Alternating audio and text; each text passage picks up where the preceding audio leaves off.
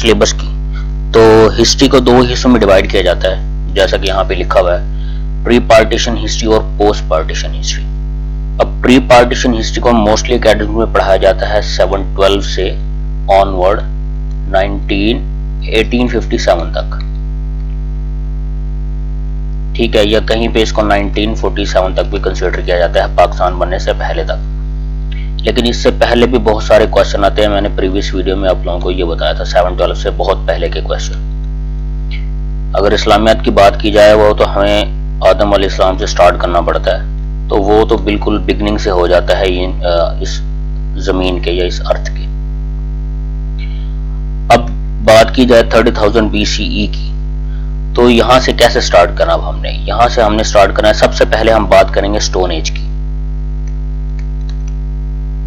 Stone age की ये previous paper में क्वेश्चन आ चुका है। अब इसको 3 हिस्सों में डिवाइड किया जाता है। पहला जो पार्ट है उसे कहते हैं पालियोलिथिक एज, ये आ चुका है क्वेश्चन। वहां पूछा गया था कि स्टोन एज को एक और नाम से बुलाया जाता है, वो क्या है, तो वो पालियोलिथिक एज उसका आंसर था। सेकंड पे जो होता है स्टोन एज का हिस्सा, उसे हम बोलते हैं मीसोलिथिक एज, ठीक है। अब इनका टेन्योर है, ये स्टार्ट होती है 30,000 BCE से और ये आती है 10,000 BCE तक। उसके बाद अगर मीसोलिथिक की बात की जाए, ये 10,000 से आती है 3,000 BCE तक, ठीक है। और जो लास्ट पे आती है थर्ड वन पे, वो न्यूलिथिक एज, वो 3000 से फिर नीचे ऑनवर्ड 0 तक। तो ये इसकी डिवीजन है स्टोन एज की, palaeolithic age, mesolithic age and neolithic age. अब इनका क्यों बता रहा हूँ, क्योंकि ये क्वेश्चंस आ चुका है। जो लोग पास्ट पेपर जिन लोगों ने पढ़े हुए उन्होंने देखा होगा कि ये क्वेश्चन आ चुका है। और स्टोन एज को किस नाम से बुलाया जाता है, पालियोलिथिक एज के नाम से बुलाया जाता है। अब यहाँ पे एक ब्लैक स्क्रीन ले लेते हैं हम लोग।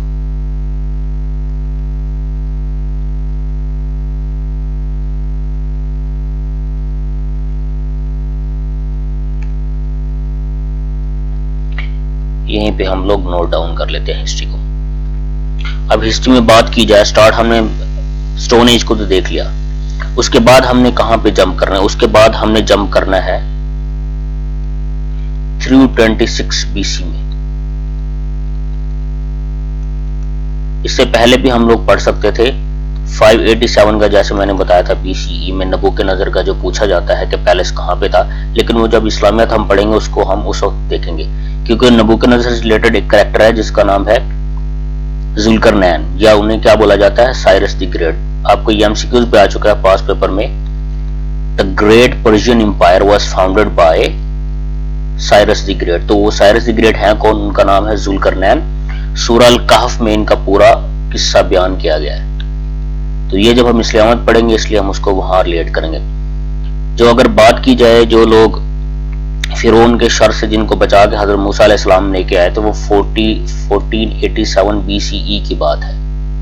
और अगर मैं हजरत दाऊद अलैहिस्सलाम की बात करूं तो 1030 ऑलमोस्ट BC में वो थे इस दुनिया में, मतलब हजरत ईसा अलैहिस्सलाम से 1030 साल पहले। और हजरत मूसा अलैहिस्सलाम कितने साल पहले थे, 1480 साल पहले हजरत ईसा अलैहिस्सलाम से। तो ये इस तरह सीक्वेंस से हिस्ट्री चलती है हमारी। हम बात करें 326 BC की, तो यहाँ पे 3 कैरेक्टर आप लोगों को याद कर लेने चाहिए। 326 में बैटल हुई थी, लास्ट टाइम मैंने इसका बताया भी था, बैटल ऑफ हेदेस्पस, लेकिन हमें यहाँ पे कैरेक्टर में लिख देता हूँ आप लोगों को। सबसे पहले हमारे पास सुक्राटस, या जिन्हें सुकरात कहा जाता है। उसके बाद है हमारे पास प्लाटो, देन अरिस्टोटल, अरस्तु जिन्हें कहा जाता है। लास्ट पे हमारे पास अलेक्जेंडर। अब ये पूछा जाता है कौन किसका स्टूडेंट है, ये कौन किसका शागिर्द है। तो सुकरात सबसे पहले लिखा हुआ, तो ये प्लाटो के टीचर हैं सुकरात। जो अरिस्टोटल हैं ये प्लाटो के स्टूडेंट हैं, ठीक है। और प्लाटो जो है वो सुकरात के स्टूडेंट है। तो इस तरह सीक्वेंस याद रखनी है। ये टीचर टू स्टूडेंट सीक्वेंस बनी हुई है। ये टीचर है, ये स्टूडेंट है, ये टीचर है, ये स्टूडेंट है, यही टीचर है, तो ये अलेक्जेंडर स्टूडेंट है उनके। तो ये आप लोगों ने याद रखना है। अब प्लाटो की बुक आती है, क्या नाम है उसका, अरिस्टोटल की बुक आती है, क्या नाम है उसका, प्लाटो की जो बुक है उसका नाम है द रिपब्लिक, जिन्होंने पॉलिटिकल साइंस पढ़ी है पीएमएस में या सीएसएस में वो जानते होंगे इस बुक के बारे में। तो द रिपब्लिक बुक है इसकी, प्लाटो की। तो ये एमसीक्यू जाता है, सुकरात की कोई भी बुक नहीं है, ठीक है। ये भी आ सकता है, पूछ सकते हैं सुकरात ने कितने बुक्स लिखे, तो इनकी कोई भी बुक नहीं है। अब बात की जाए द पॉलिटिक्स बुक किसकी है, तो वो अरिस्टोटल की है। अलेक्जेंडर का आप लोगों को पता है, वो फाते था एक, उसने कोई बुक वगैरह नहीं लिखी उसने, लेकिन वो अरिस्टोटल का, अरस्तु का वो स्टूडेंट था। इसी तरह 326 बीसी की मैं बात करूं तो यहाँ पे एक बैटल हुई थी, बैटल ऑफ हेदेस्पस, जिसका मैंने लास्ट टाइम भी जिक्र किया था। 326 बीसी में राजा पोरस और इसके दरमियान। तो ये सब कॉन्टिनेंट में पूछा जाएगा। अलेक्जेंडर सब कॉन्टिनेंट में कब आया था, तो आप लोगों को याद होना चाहिए 326 बीसी में यहाँ पे बैटल हुई थी, तो 326 बीसी में ही आया था। किन किन के दरमियान ये बैटल हुई थी, एमसीक्यू आ चुका है। तो ये बैटल हुई थी अलेक्जेंडर के दरमियान और राजा पोरस के दरमियान 326 बीसी में।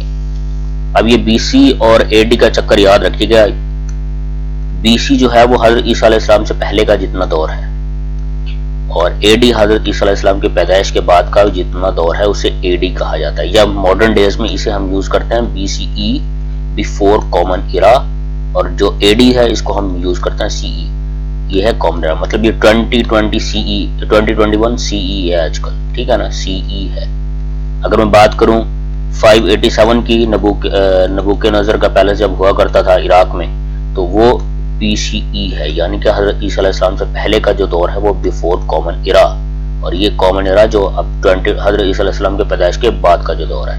ओल्ड डेज में ये यूज होते थे बीसी और एडी, लेकिन अभी यूज होते हैं बुक्स में आप देखेंगे मोस्टली बीसीई और सीई यूज होते हैं फॉर हिस्ट्री।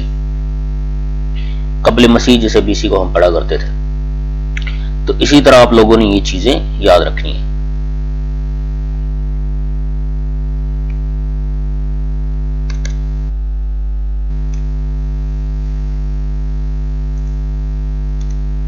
इसी तरह हम बात कर लेते हैं आगे हमने हिस्ट्री कैसे लेके चलनी है। अब 326 बीसी में आगे, अब इसके बाद हमने क्या पढ़ना है। 326 बीसी के बाद हमारा कौन सा ऐसा इंपॉर्टेंट इवेंट आता है जो हमें पढ़ना चाहिए। यहां से आप लोग फिर चले जाएं सीधा सीधा ही 571 में, या उससे पहले भी अगर पढ़ना चाहते हैं हम हिस्ट्री का कुछ हिस्सा। अब हालांकि उससे एमसीक्यूज नहीं आते, लेकिन क्योंकि अभी कुछ वो हाया सोफिया मॉस्क का चल रहा था इस्तांबुल के हवाले से, तो ये भी आ सकता है। एक बादशाह था रोमन एम्पायर का। हुजूर असलम के दौर में रोमन एम्पायर बहुत बड़ी एम्पायर होती थी, रोमन एम्पायर। ये बुद्धिस्ट थे, बुद्ध परस्त थे ये। और ये जो थे रोमन्स, ये बुद्ध परस्त थे। लेकिन 300 एडी में क्या हुआ कि जो इनका एक बादशाह था कॉन्स्टेंटिनोपल जिसे कहा जाता है, जिनके नाम पे ये इस्तांबुल का पुराना नाम था, तो इसने क्रिश्चियनिटी एक्सेप्ट कर ली 300 एडी में। तो ये पूरी जो इसकी एम्पायर थी, जो रोमन एम्पायर थी, वो फिर क्रिश्चियंस होगी, वो पूरी की पूरी एम्पायर क्रिश्चियन होगी। तो ये कॉन्स्टेंटिनोपल के नाम पे ही ये इस्तांबुल है, जिसका नाम बाद में इस्तांबुल पड़ा। तो ये उसी की जगह है, उसी के नाम पे इसका नाम था कॉन्स्टेंटिनोपल। कुस्तुस्तुनिया जो बाद में हुआ, जब 1453 में इसको एडी में फतह किया सुल्तान मोहम्मद फातेह ने, तो इसका नाम रखा गया इस्लाम्बुल। इस्लाम्बुल से फिर चलता चलता ये आजकल इस्तांबुल के नाम से जाना जाता है।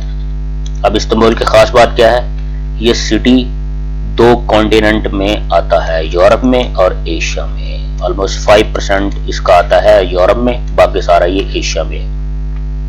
वो जब जियोग्राफी पढ़ेंगे, तो जियोग्राफी हम पढ़ेंगे तो मैं मैप में आप लोगों को दिखा दूंगा कि यहाँ पे इस्तांबुल है, ये ऐसे डिवाइड हो रहा है, बॉस्फोरस स्टेट कहाँ पे है, डार्डिनियन स्टेट कहाँ पे है। तो वो सारा मैप जब पढ़ेंगे तो उसमें हमें पता चल जाएगा। तो 571 ये क्या किस लिए लिखा मैंने, ये हजूर पाक सल्लल्लाहु अलैहि वसल्लम के डेट ऑफ ईयर है। 571 में हजूर वसल्लम पैदा हुए थे। हमारे 99% लोगों को ये पता ही नहीं होता, ठीक है। तो 571 में हजूर वसल्लम आते हैं दुनिया में। अब ये थोड़ा सा ओवरव्यू दे रहा हूं, बिल्कुल सीक्वेंस से नहीं चल रहा मैं। 610 में उनके पास पहली वही आती है गारे हिरा में। ये सब लोगों को पता होगा ये बात। ये कब आती है? 610 में। एक सीक्वेंस अब हिस्ट्री पता चल रही है ना आप लोगों को, तो इस तरह हम लोगों ने याद करनी है। ताकि क्वेश्चन आ जाए तो हमें याद रहे। अब कितनी एज में नबूवत मिली थी? तो ऑलमोस्ट ये 40 ईयर्स बनते हैं आप लोगों के पास, 30 वो और 10 ये, तो ऑलमोस्ट 40 बनते हैं। तो ये इसलिए आता है कि नबूवत किस एज में मिली? 40 ईयर्स की एज में नबूवत मिली। और हजरत खदीजा से शादी कब हुई थी? 25 साल की एज में। तो यहाँ से आपको पता भी चल जाएगा कि शादी का ईयर क्या है। इस पर 25 ऐड करेंगे तो आप लोगों को शादी का ईयर पता चल जाएगा 571 में। इसी तरह हजरत खदीजा की डेथ हुई थी 619 में। अब यहाँ से हजरत खदीजा की एज पता चल जाएगी, क्योंकि 40 साल की उनकी एज थी जब शादी हुई थी हजूर वसल्लम से। तो यहाँ पे 65 एज उनकी टोटल बनती है 619 तक। तो 610 के बाद का जो इवेंट है कि 610 में उन्होंने नबूवत की जो तबलीग थी वो ओपनली शुरू नहीं की थी, उन्होंने स्टार्ट की थी हजरत अरकम मखज़वी के घर से छुप के। 3 साल तक ये तबलीग हुई थी छुप के, 610 से 613, ये 3 साल ओपनली नहीं की गई। 613 से फिर ऑनवर्ड वो है ओपनली तबलीग की गई है। और 7th नबवी में, अब ये नबवी कहां से स्टार्ट होता है? जब नबूवत मिली है 610 पे, 610 से नबवी कैलेंडर स्टार्ट हो जाता है, जो नबवी कैलेंडर है। और जो हिजरी कैलेंडर वो हिजरत से स्टार्ट होता है, जो कि 622 में हुई थी, 622 एडी या सीई। अब ये एडी या सीई का चक्कर याद रखिएगा। तो हमारे पास क्या आ गया अब यहाँ पे 7th नबवी में क्या किया था? बनु हाशिम का जो सोशल बाइकाट है वो स्टार्ट हुआ था 7th नबवी में, और ये 3 साल तक चला था। उसके बाद अगर बात की जाए तो हजरत हमजा ने कब इस्लाम कबूल किया था? उन्होंने 5th नबवी में किया था। 5th नबवी क्या बनता है? 615 एडी। अगर वो ऐसे पूछ ले तो आप लोगों को पता होना चाहिए कि एडी क्या है, और वो नबवी पूछ ले तो 5th नबवी याद रखना। हजरत उमर ने कब इस्लाम एक्सेप्ट किया था? जो 6 नबवी में उन्होंने किया था। 6 नबवी क्या बनेगा? 616 एडी।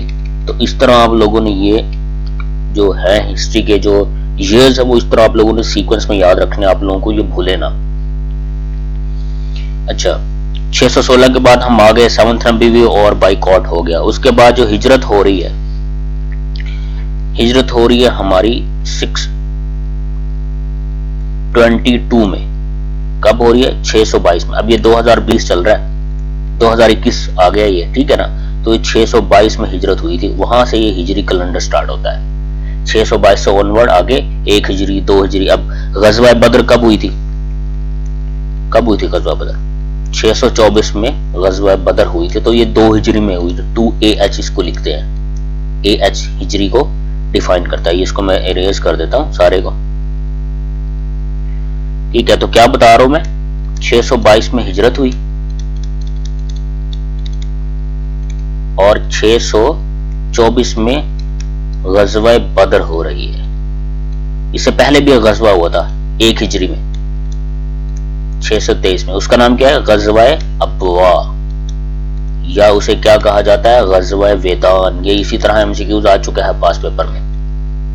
पहले पूछा गया था कि पहला गज़वा कौन था? गज़वा अबवा। फिर पूछते हैं गज़वा अबवा का दूसरा नाम क्या है? तो गज़वा वेदान, याद रखना आप लोगों ने। अब 625, अब हिजरी भी याद, यहां से अब हिजरी कैलेंडर याद रखिएगा। 622 और हिजरी कैलेंडर। 624 2AH 2 हिजरी, 623 तो 1 हिजरी बता चुका हूं आप लोगों को। अच्छा, 625 में गज़वा उहद हो रही है। अब वो क्या थी? गज़वा उहद क्या हिजरी बन रहा है? 3 हिजरी AH बन रहा है। इस तरह आप लोगों ने याद रखना। गज़वा खैबर 7 AH में हो रही है। गज़वा हुनैन और मक्का फतह 8 हिजरी में हो रहा है, 8 AH में। अब ये 630 बनेगा अगर हम AD के हिसाब से निकालें तो। 8 हिजरी है ना, 8 और 2 22 में ऐड करोगे 30 हो जाएगा नहीं। इसी तरह अगर बात करें 632 AD में खुतबा हज्जतुल वदा हो रहा है, यानी कि हजूर वसल्लम हज करते हैं। और हज कब फर्ज हुआ था? 9 AH में, 9 हिजरी में। और कब किया था? 10 हिजरी में किया था, ठीक है ना। 9 हिजरी में हुआ था ये फर्ज और 10 हिजरी में हजूर वसल्लम किया था। हजूर वसल्लम ने कितने हज किए थे अपनी जिंदगी में? 1 ही हज किया था। उम्रे कितने किए थे? 4 किए थे। वो जब इस्लामियत पढ़ेंगे तो बता दूंगा, अब मुझे याद आ गया तो बता रहा हूं आप लोगों को। इसी तरह अगर बात की जाए 632, अब ये खत्म हो गया। 632 खुतबा हज्जतुल विदा हुआ। यहाँ से हजूर वसल्लम की जो लाइफ थी वो यहाँ से फिर खत्म हो जाती है, लाइफ टाइम हजूर वसल्लम चले जाते हैं दुनिया से 632 में। अब इससे आगे फिर चलता है खिलाफत का दौर, और फिर वो डायनेस्टीज आती हैं आगे। वो मैंने आप लोगों को लास्ट लेक्चर में बताया था कि किस तरह से डायनेस्टीज की सीक्वेंस है, कैसे फिर मुगल इरा तक ये चीजें पहुंची।